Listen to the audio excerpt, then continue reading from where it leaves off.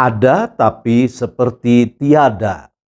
Itu yang ada dalam hati orang-orang Israel ketika penghukuman Tuhan sedang datang menimpa mereka. Musuh dengan kekuatan yang besar datang dan tidak bisa dihadang. Umat Allah berseru kepada Tuhan, meminta pertolongan Tuhan, tapi Tuhan tidak menjawab seruan mereka. Sehingga muncul ungkapan-ungkapan seperti yang kita temukan dalam Yeremia pasal 14 ayat 8 dan ayat yang ke-9. Mengapa Tuhan seperti orang asing di negeri ini yang hanya singgah untuk bermalam lalu pergi meninggalkan mereka? Atau mengapa Tuhan seperti pahlawan yang tidak punya kekuatan, pahlawan yang bingung, yang tidak sanggup menolong umatnya? Tuhan memberi jawab dengan tandas kepada umat melalui Yeremia. Mengapa Allah ada tapi seperti tiada? Karena orang-orang Israel yang selalu berubah hati, gampang berpaling dari Tuhan. Mereka suka mengembara. Ketika kesusahan datang, mereka berseru kepada Tuhan. Tetapi ketika kesenangan melingkupi mereka, mereka mengembara jauh dari hadirat Tuhan. Sekarang Tuhan sedang memberi pelajaran penting dalam kehidupan umatnya yang sering bersikap ada tapi seperti tiada di hadapan Tuhan. Mereka menyelenggarakan ibadah kurban, mereka memuji dengan gambus, kecapi, rebana, seruling, tapi hati mereka tidak ada dalam ibadah itu. Hati umat Allah Israel justru ada di bukit-bukit pengorbanan. Penyembahan mereka tidak tertuju kepada Allah, tetapi tertuju pada dewa dan dewi kesuburan. Yeremia sepertinya berusaha membujuk Allah untuk meluluhkan hati Tuhan dengan berkata, "Bukankah para nabi telah memberitakan kamu tidak akan mengalami perang dan kelaparan tidak akan menimpa kamu? Tetapi aku akan memberikan damai sejahtera yang mantap di tempat ini." Tuhan berkata dengan tegas dan tandas bahwa para nabi itu bernubuat palsu demi namaku. Aku tidak mengutus mereka dan tidak memerintahkan mereka dan tidak berfirman kepada mereka.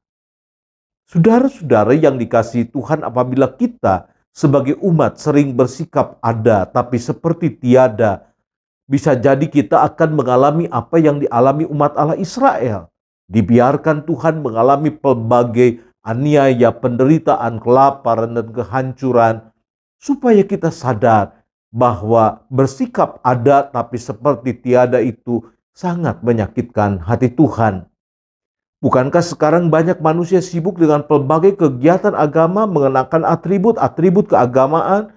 Mereka ada di rumah Tuhan, tapi hatinya tidak melekat kepada Tuhan. Oleh karena itu banyak kita menemukan pelaku-pelaku kejahatan di masa kini justru mengenakan atribut-atribut keagamaan. Saking kebablasannya mereka, kode-kode atau bahasa-bahasa sandi yang digunakan dalam kejahatan yang mereka lakukan justru menggunakan istilah-istilah keagamaan. Mereka yang bersikap ada namun seperti tiada bisa jadi jauh lebih jahat dari orang-orang yang tidak menggunakan simbol-simbol agama. Mengapa banyak orang beragama di masa kini bersikap ada tapi seperti tiada? Saudara-saudara yang dikasihi Tuhan, mereka tidak sungguh-sungguh belajar agama. Mereka tidak sungguh-sungguh memperdalam iman percaya mereka. Mereka pada umumnya memperalat agama untuk kepentingan-kepentingan mereka. Kita bisa perhatikan setiap kali tahun politik semakin mendekat, orang-orang yang bersikap ada tapi seperti tiada semakin banyak bermunculan.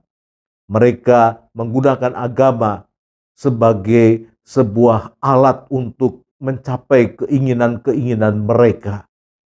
Kalau kita tidak belajar dari sejarah, maka apa yang pernah terjadi dalam sejarah, bahwa Allah tidak menyayangkan umatnya dan membiarkan mereka dihancurkan, ditawan, dijarah, dapat terjadi dalam kehidupan kita.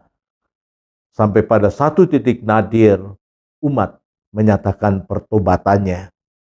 Saudara-saudara yang dikasihi Tuhan, biarlah Apabila kita datang kepada Tuhan, kita ada di hadirat-Nya, bukan hanya secara fisik, tetapi seluruh totalitas hidup kita, hati, pikiran, jiwa kita menyembah Tuhan, hati, pikiran kita dipertemukan dengan Tuhan, sehingga hidup kita menjadi hidup yang menyenangkan hati Tuhan.